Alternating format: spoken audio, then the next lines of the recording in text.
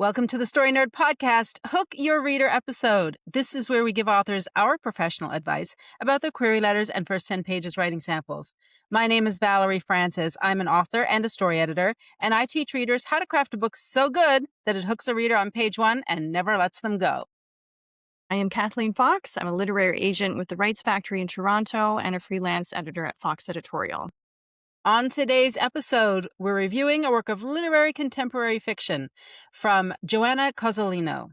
Now, it takes a lot of guts for writers to send in their work and have it reviewed publicly, like it really does. This is a bit nerve-wracking for everybody, but I think that it shows that they're willing to step out and bet on themselves, and so Kathleen and I are more than happy to help. So, Joanna, thank you so much for sharing your work and for giving us all an opportunity to learn. Now, before we get started, we would love it if you could help other writers find our show by leaving a rating and review. Apple Podcast listeners, you can do it right from your phone. Just go to the show's landing page, scroll to the bottom. It is that simple. And a little thank you, because I know you're doing this, because we just hit 151 countries, which is 77.5% of the globe. So thank you so much. Keep spreading the word. It's amazing. I'm chuffed. I really am. And if you're watching us on YouTube, please hit the like and subscribe button so you never miss an episode. Okay, Kathleen, I'll begin by reading Joanna's query letter, and then we'll get your thoughts. Sounds Here good. we go. Hello, I hope you're having a wonderful day. I'm seeking representation for my debut novel, 13 Years and 13 More. It's a work of literary contemporary fiction, complete at 71,900 words. I'm sure it's a book that will interest you, having read on your website the kinds of work you're looking for. Set in London between 2004 and 2005, from September to September, the novel follows Elia Bonner, a young woman reeling from the absence of her older brother and a life-altering decision made by her parents. As she confronts love, abandonment, and self-destruction, Elia becomes entangled in obsession, alienation, and unfulfilled desire. Through Elia's distinctive and compelling voice, the novel explores her troubled world, examining how family choices and mental health struggles fracture lives, and how, in their aftermath, they reshape identity and survival. I believe 13 Years and 13 More will appeal to readers of Elena Ferrante's The Days of Abandonment and Elizabeth Strout's My Name is Lucy Barton. Like Ferrante, it captures the intensity of a woman unraveling in grief, despair, and isolation. And like Strout, my novel explores estrangement, loneliness, and the complexities of family. I would also like to draw similarities to the works of Gail Honeywell's Eleanor Oliphant is Completely Fine, where the protagonist inhabits a lonely and troubled world, where her perception of reality are both a sanctuary and a prison. I'm originally from Edinburgh, where I now live with my family. I returned to Scotland just before lockdown, following 10 years in London, working as a radio producer at the BBC. During the pandemic, I enrolled in the Writers Bureau's novel and short story course, which inspired me to pursue writing beyond personal enjoyment. I am drawn to exploring family, memory, and identity in my fiction. My short story, All About My Mother, and flash fiction piece, The Girl in the Forest, were both long-listed by Retreat West, and several of my micro shorts have been published online with 101 words. Or 101 words. I'm not sure which it is. That's a Valerie edit, by the way. Joanna didn't write that in her letter. I would be delighted to send you my full manuscript or further chapters. I am committed to making 13 Years and 13 More a success and will work hard to see its fruition. I have also developed outlines for 2 further novels. Thank you so much for your time. Kind regards, Joanna Cozzolino. All right, Kathleen, you're up. What do you think? Okay, just a quick note before I get started. For our listeners and viewers, please know that my advice or recommendations or my opinions are my own and are not reflective of the Rights Factory or other agents. Anything I share here is based on my experiences in the industry as an agent and as an editor.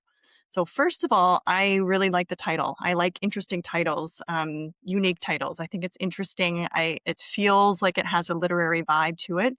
The word count is good. And once we get into the plot paragraph, it is easy to see that this is indeed a character-driven novel.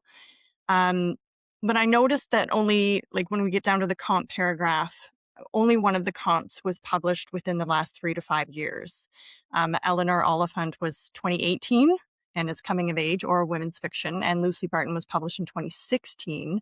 And that's the one that's distinctly in the literary fiction category. Days of Abandonment was published in 2025, so that works. That's great. That time frame is perfect, and it's listed as women's fiction. So I would maybe examine a little more closely either the comp titles that you're using or the genre or category that you're pitching in, because they're not quite lining up. You might pitch it as a coming of age novel, for example, because Elia is a young woman going through all of these pivotal moments. She's discovering who she is on the other side of it. Coming of age can be literary fiction, but it doesn't have to be. Um, the thing is, at least in my case, agents can they can get literary fiction in their inbox, and then it very, very quickly becomes apparent that it is not literary fiction, and that it's not meeting those standards. So if an author is pitching literary fiction, they need to be 1,000% sure that that is where their story is and where their writing is as well. It's got to be extra spectacular, so that it is worthy of the literary fiction category. The personalization is also very generic, so I recommend making it specific to each agent that you're querying, and that way you're letting each agent know why you think you're going to make a good fit together. And again, the comp section. So we have a brief introductory paragraph, and then we have a plot paragraph that's also quite brief, and then we have the comp section. And the comp section is taking up 93 words of the query. First of all, I do like to see the comps in the opening paragraph with the rest of the, like the book's metadata, to keep those things together. And then it gives me an idea of the story's vibe before I get into it. But the intro paragraph usually should be around 75 to 100 words-ish. And so these 90 some odd words takes up almost all that space, and that's just on the comps. So the current opening paragraph is almost 50 words, so that means you've got about 40 or 50 left for that space to give us information about your comps. The comp section can be pared down. I think it's a little bit wordy, especially when you have only about 350, 375 words for the entire letter. You have to make every single word count. Brevity is key. And I would also try to narrow your comps down to 2 if you can. Like, you can use a third one. It's not like it's a rule or something like that, but only if it's really, really, really relevant and really makes sense to use that third comp. And I don't think you need to specifically state your novel's themes. You can work the themes into the comps depending on what you're using. But those themes should be woven into the plot paragraphs, how they're written. So agents will be able to pick up on that if they're written well. And then let's go back up to the plot paragraph. While we do want specificity in the query letter, I don't think it's necessary to say that this takes place from September to September. It's just a very minor thing, but it does take up a couple of extra words, and I don't think it's necessary, not in regards to the query letter. The plot paragraph is written so that it feels like you're telling us about the book and not about the story. So I'm seeing like little, I call them disconnecting phrases, like it's set in, etc. The novel follows, and later we have things like through Ilya's distinctive voice, and the novel explores. So these are all little phrases that are taking us out of whatever's happening in the plot. We want to dive right into the character introduction, what her norm is, what the inciting incident is, etc., etc. We want to see all of those things, goals, obstacles, stakes, and who or what is standing in her way, that kind of stuff. But my question, or what I'm noticing, is that there's not a lot about the plot there. So I don't really know what is happening in this story. What I really want to know is, what is her end goal? Who's standing in her way, and what is she risking by trying to meet that goal? What happens if she loses? What happens if she achieves that goal?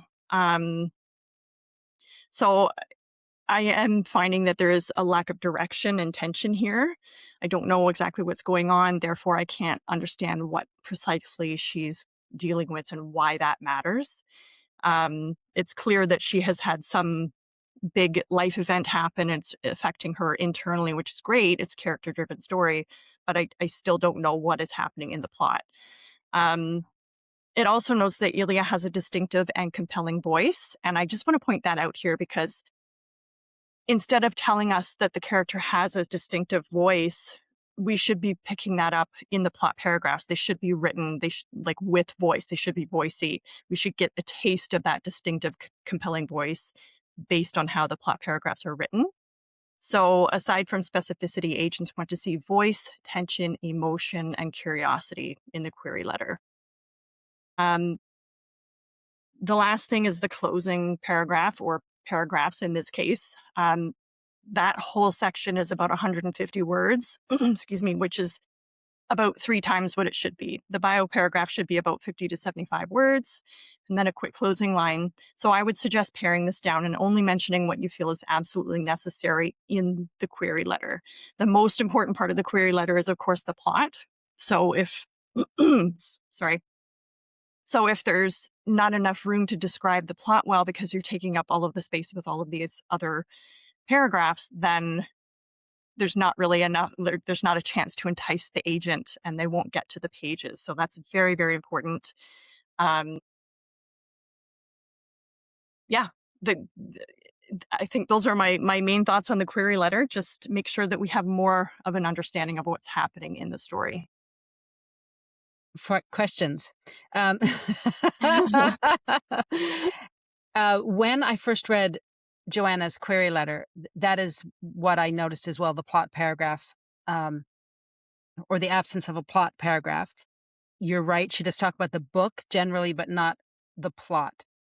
And a theme is not a plot, right? And for Yes. a story to work, regardless of the genre, regardless of whether it's literary or horror or something else, for the story to work, you need both plot and character, which sounds like a weird thing to say, but sometimes it needs being said. So, Kathleen, my question is this for you as an agent. If this was in your inbox, your query inbox, what would you do with this? Like, what would your reaction be? Is the lack of a plot description an issue for you or for agents? And if so, how big of an issue is it?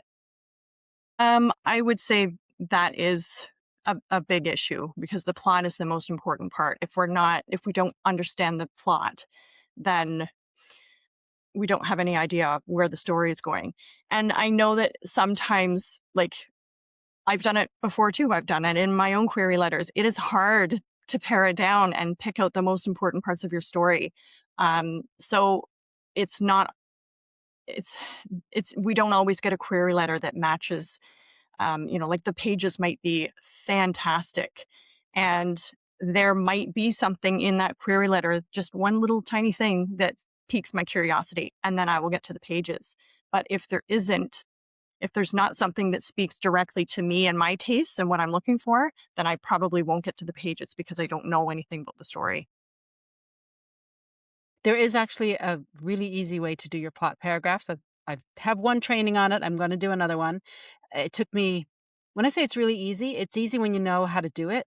It took me years to figure out how to do it. So stay tuned for that. Okay. Also, Joanna says that her book, in her query letter, that hers is a book that she is sure you'll be interested in based on the kinds of works that you've listed on your website. Should she be more specific? Like, what specifically is it in your manuscript wish list or on your website that makes her think that her book is a match for what you're looking for? Should she be that specific, or is what she has written here good enough? For me personally, I have a lot of stuff listed on my manuscript wish list. Yes, you So do. yeah. But I do that because it gives people a better idea of what it is I'm looking for. And if my tastes are wide, then, this author over here might be writing something that is, on my list. And so is this author, but it's completely different. So I just like to give as much information as I can. And I also list what I don't want, what I'm not interested in.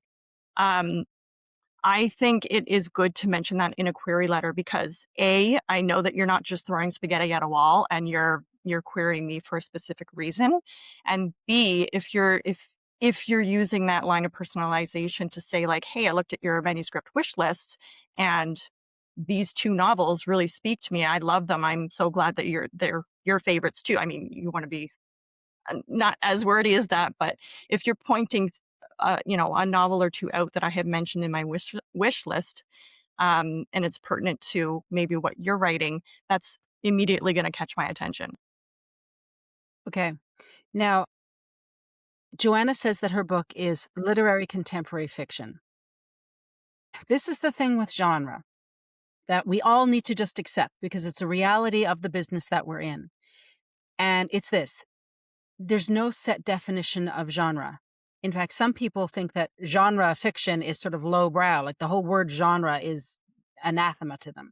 When I say genre, I simply mean what type of book it is.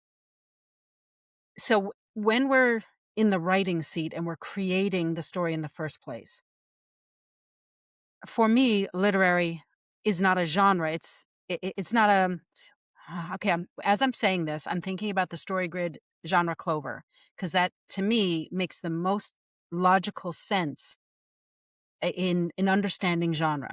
So one of the leaves on the clover is about the plot, and that is where our definition of genre tends to come from. So that's like love story, mystery, thriller, uh, whatever.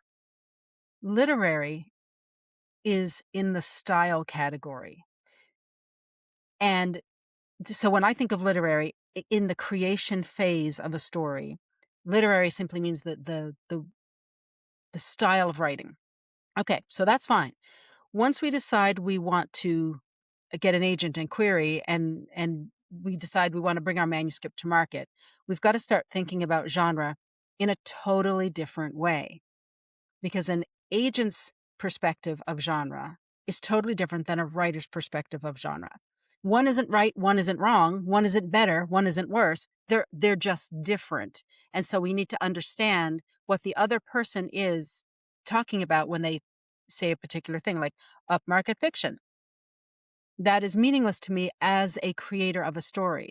But as soon as I want to sell that story, I need to know what upmarket fiction means. So, with that huge big preamble, Kathleen, my question to you is this: what does literary fiction mean to you as an agent? When you see that in a query letter, what are you expecting? I am expecting a character-driven novel, so a slower pace, but there still has to be tension there. And I am expecting that the writing is just going to be like top notch. And it's not to say that commercial or upmarket is not top notch, but you're right, it is about the style of writing. And there might be lines. Something that I think is more common in literary fiction is you see a line and it's just like, oh my goodness, that hits home and it makes the reader pause and go back and read it again because it's just so beautiful and resonating. And you might have that in commercial fiction, but it just doesn't have the same vibe. It doesn't feel the same. So it's very elevated prose for sure, and something that's more character driven.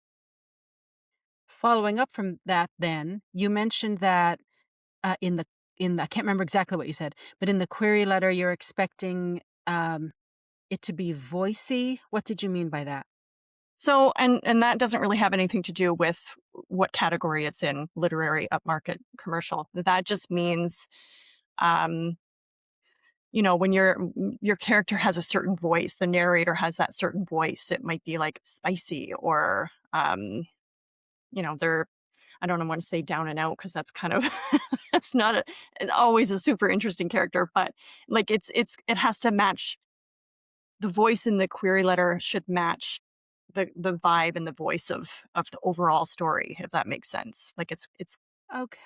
Okay. So another follow-up question to make sure I'm understanding, because to me, the query letter is written by the author, yes, but the story is written by the narrator, which is yes, not the author.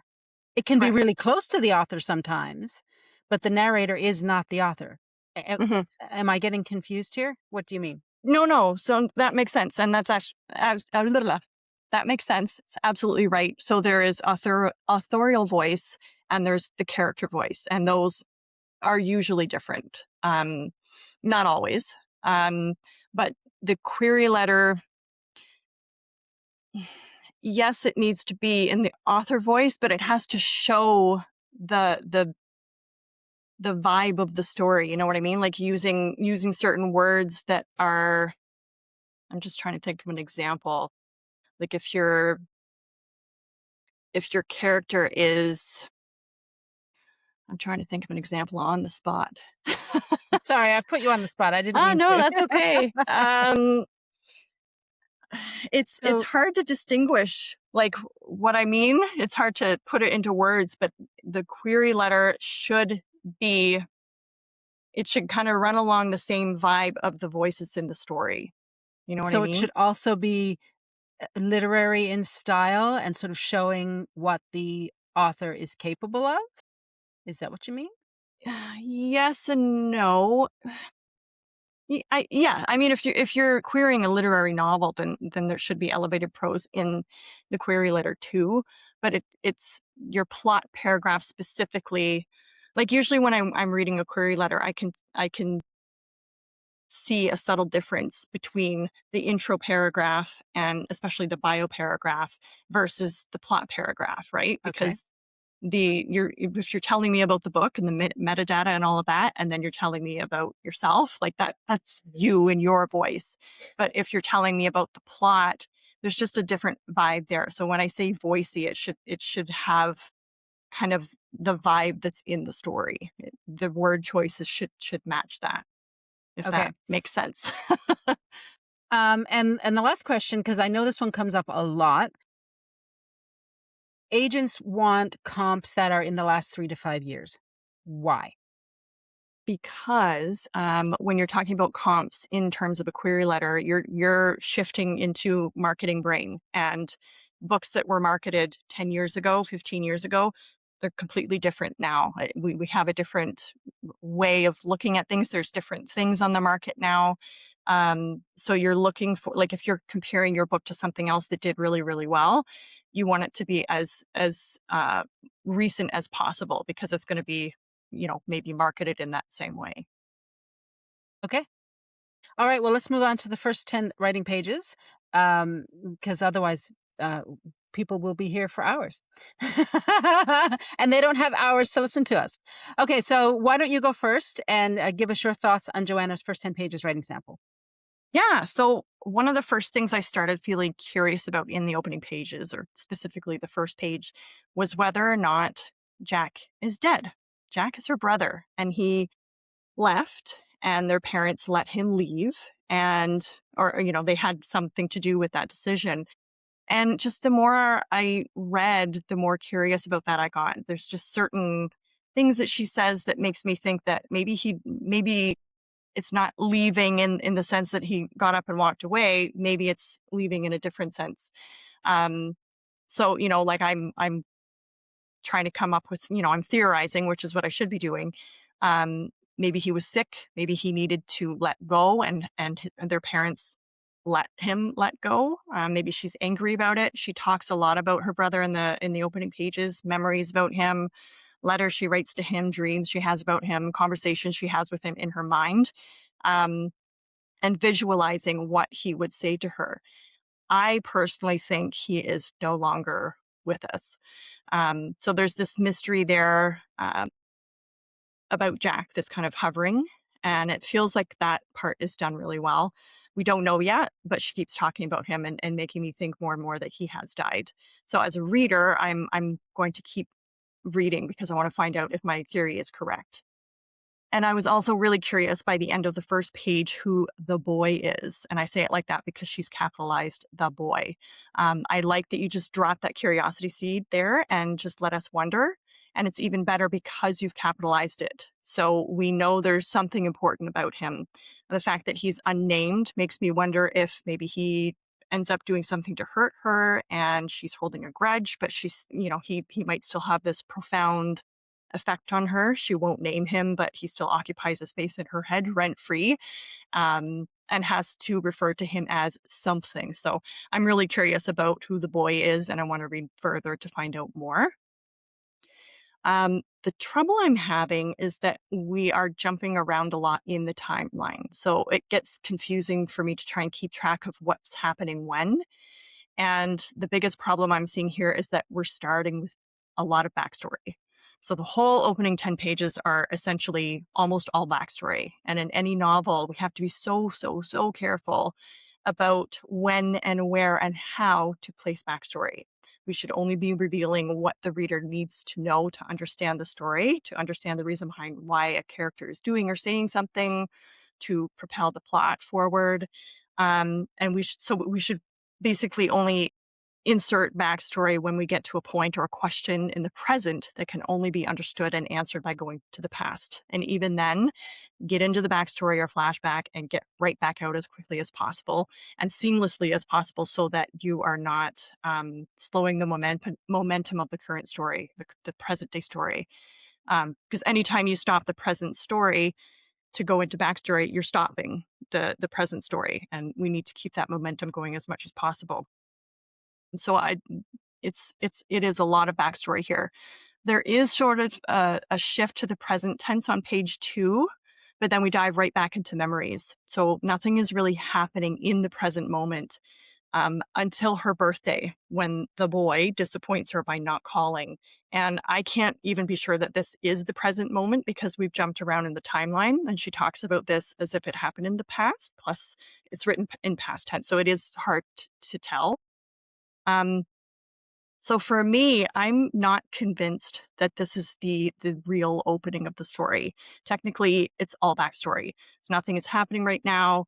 It's memories about her brother, the boy, writing in her diary, getting stung by a wasp, burning a wasp, her parents. So even in a character-driven story, there still should be something happening in the present scene that captures my attention and doesn't let go.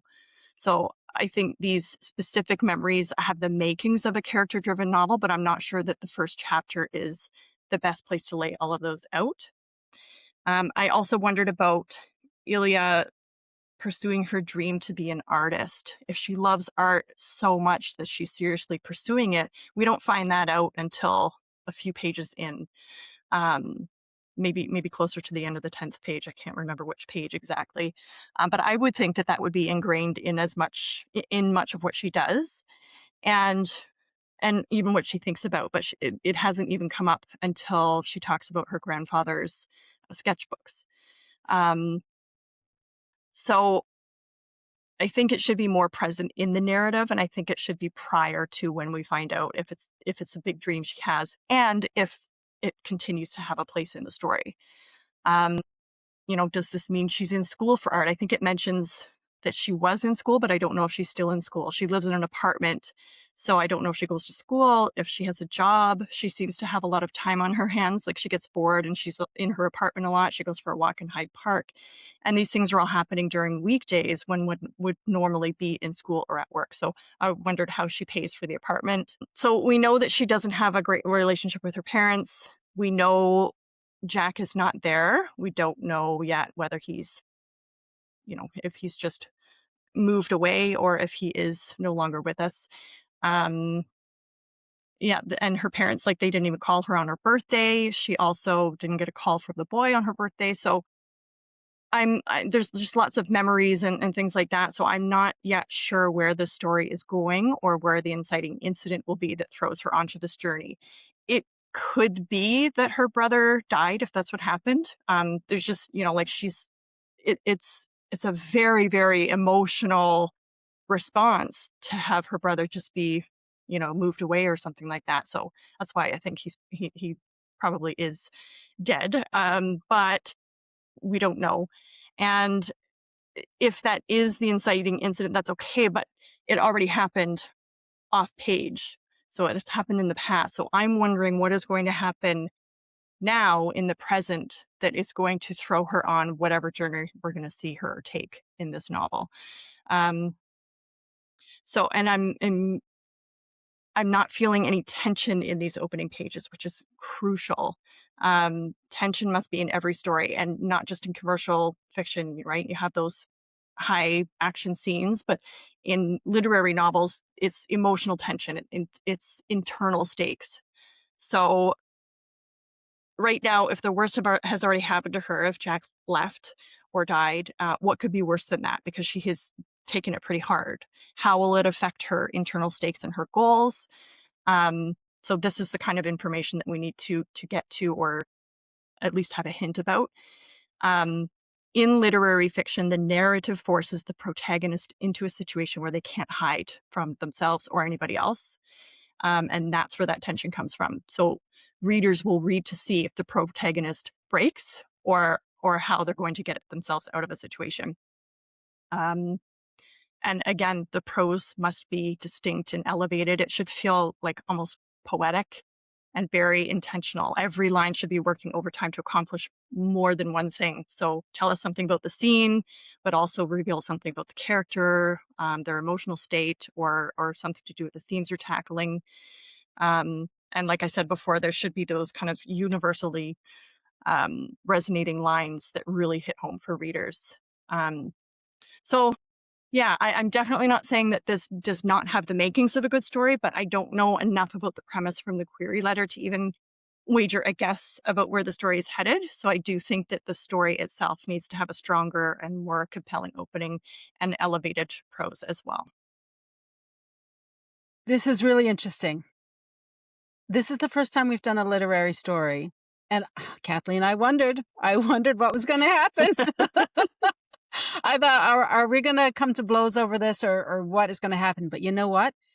Uh, Everything I'm going to say is pretty much, I could almost say ditto.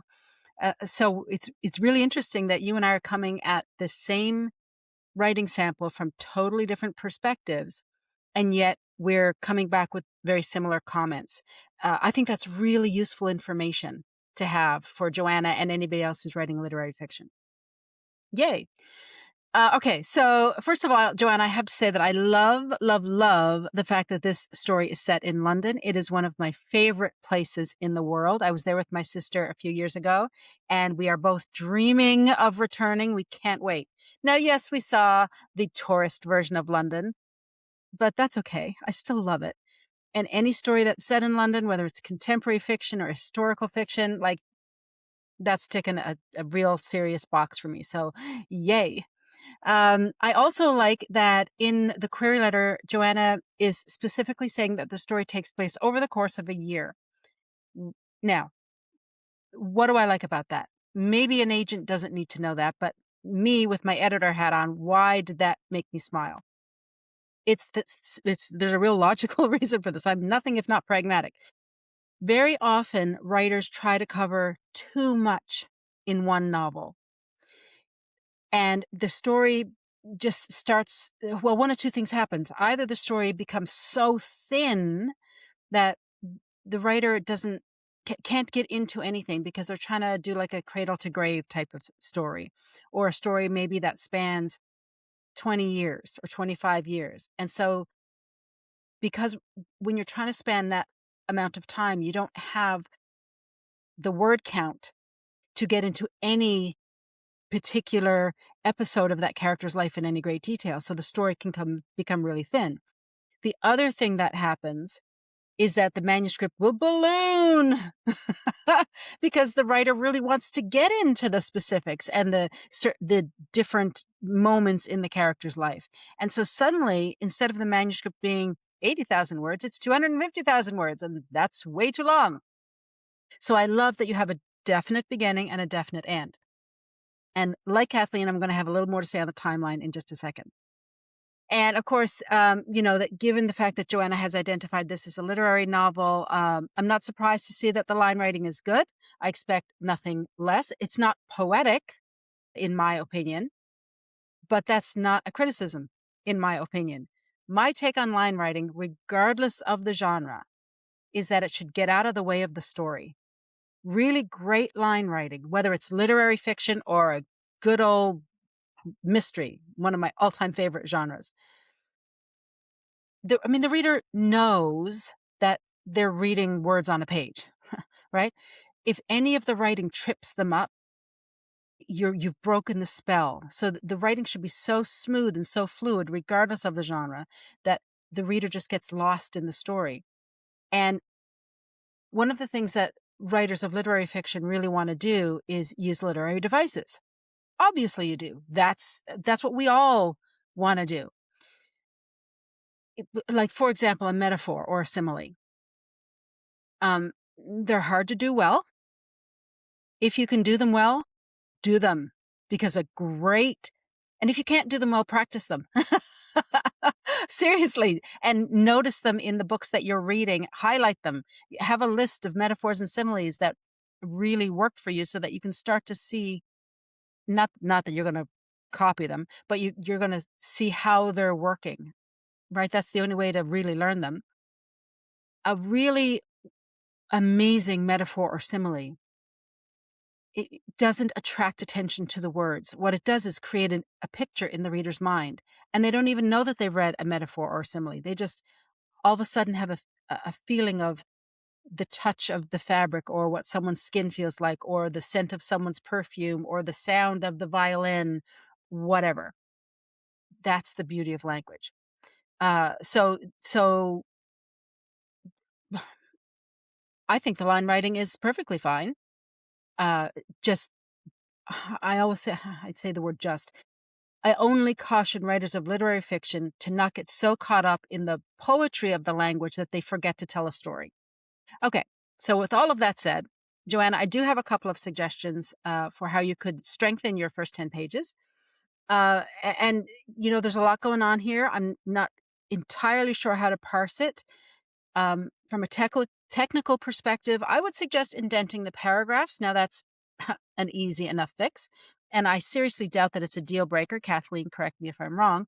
But indented paragraphs are standard, and I would think that's what any reader would be expecting. And it helps us read it on the page. It makes it easier to scan the pages. From a craft perspective, my main suggestion is to focus on learning how to write working scenes. Because once we know how to do that, a whole lot of other common storytelling problems, they just kind of work themselves out. For instance, your main character is almost entirely passive. Now, I know this is very common in literary novels. Just because a lot of writers do it doesn't mean it necessarily works. Passive protagonists are extremely difficult to pull off. Can it be done? Sure. Absolutely, it can be. And it can be done in literary fiction. But here's what it means. It means that your knowledge of the craft has to be extremely high. And I do mean extremely high. And when I say the craft, I mean your ability to tell an engaging story. Because at the end of the day, that's what we're doing. We're telling stories. That's why people buy books, because they want to read a story. If they wanted to read pretty language and pretty sentences, they would read a poetry book. And great poems also tell a story. Actually, now that I've said that, I'm correcting myself immediately. The only thing that Elia wants in these opening pages, and Kathleen, you mentioned on wants, objects of desire as well. The only thing she wants is for her boyfriend, the boy, to call her on her birthday. And when he doesn't, she decides to go out and party with another friend. So that's fine as far as it goes. Except it's not compelling enough for an opening scene from a novel. And I'm going to say this, I'm not sure if it's accurate or not because we didn't get clear plot paragraphs in the query letter, but my sense is that it wasn't really a story about Ilia's relationship with the boy. It's more about her relationship with her family and her brother in particular. But, there's not really anything specific about the brother in these opening pages other than to say that the parents made him go.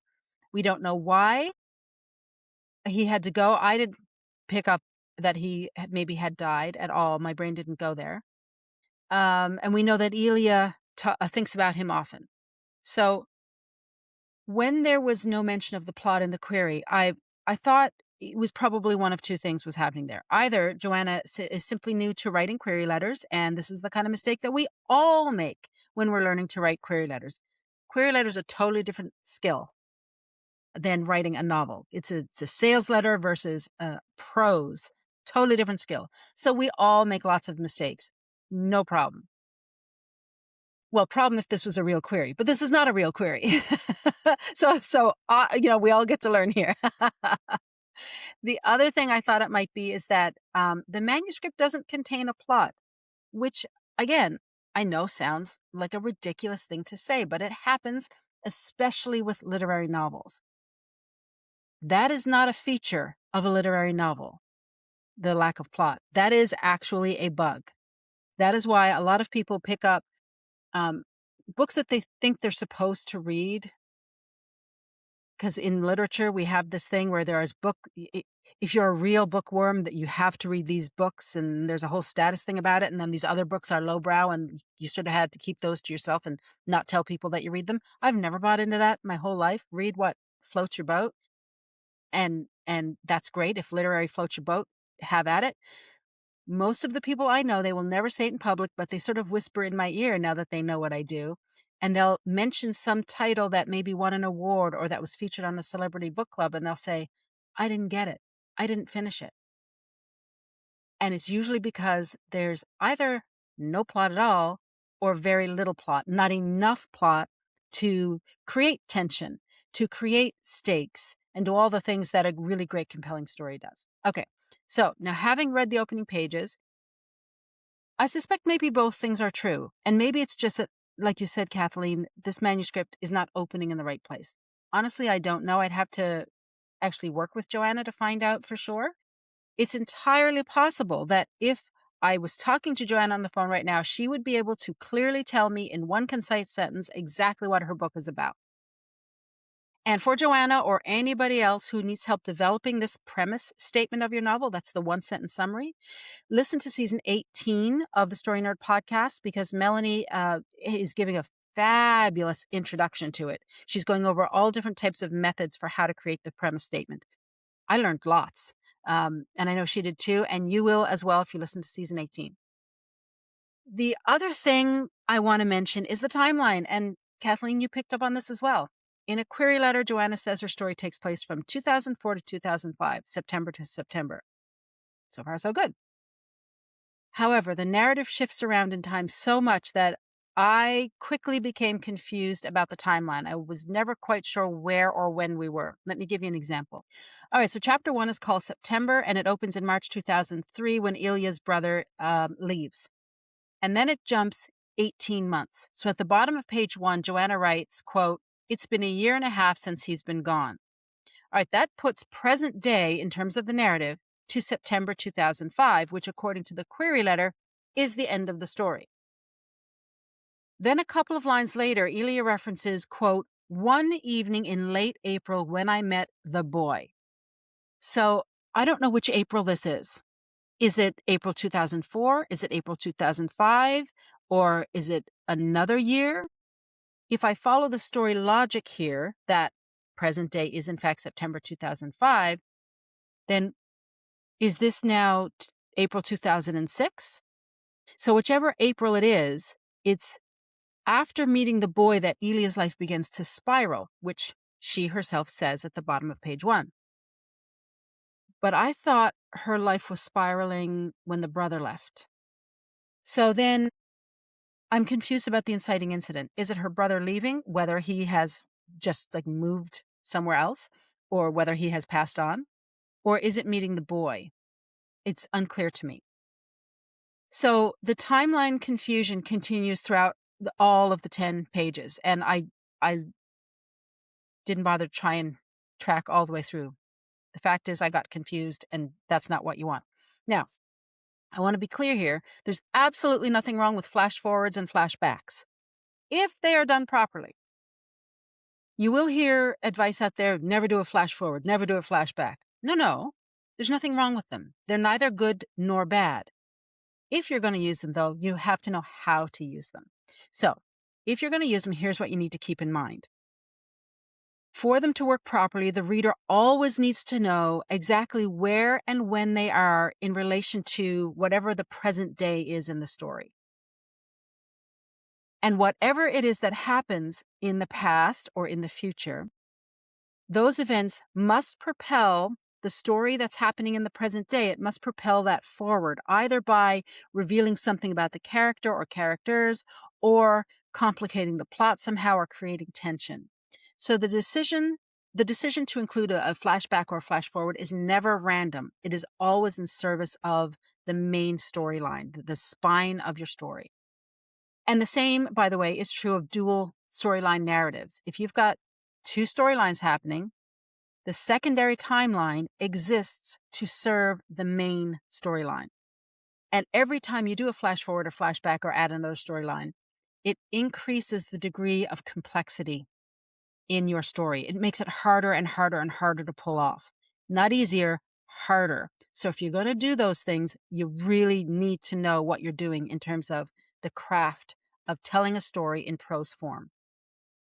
Now, it's not unusual for a literary novel to be a mini plot story.